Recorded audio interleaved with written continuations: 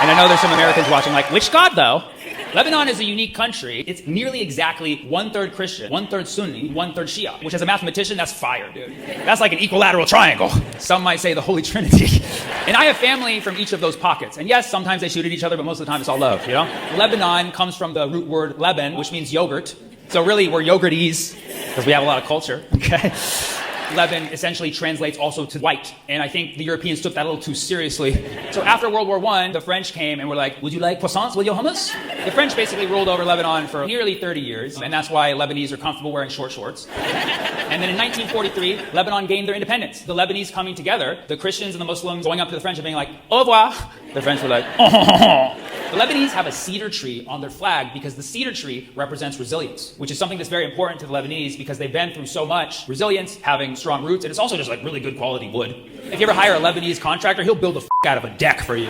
Also, cedarwood oil, the scent. It's relaxing, it smells good, and it's antiseptic. You're like, anti-Semitic? That's not what I said. Antiseptic means it fights off things that are trying to colonize it, okay? Okay, yeah. Lebanese are the people of trees. Yeah, they're tree people.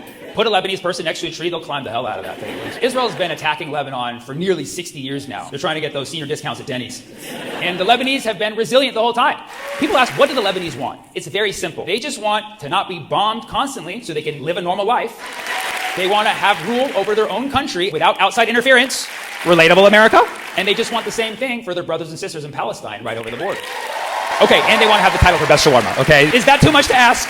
In the last few days, Israel, in violation of a global ceasefire, has been bombing Lebanon in one of the most intense campaigns we've ever seen. Netanyahu called it Operation Eternal Darkness.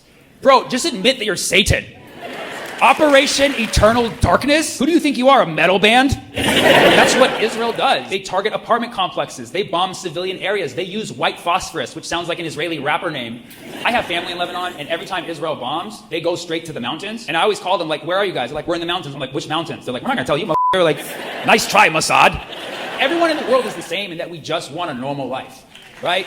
We just want a normal life. What makes the Lebanese unique is that for all of these 60 plus years, the Lebanese are the only ones who were able to push Israel out. Okay?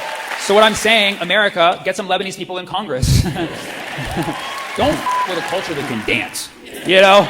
They can dub your ass out there. The Lebanese will fight back and then be in the club later that night, just being like, that was a good one today. We did that. Nobody wants war. Nobody wants to see these bombs dropping. But if the Lebanese continue to be attacked, they will continue to do what they do best, not let it happen.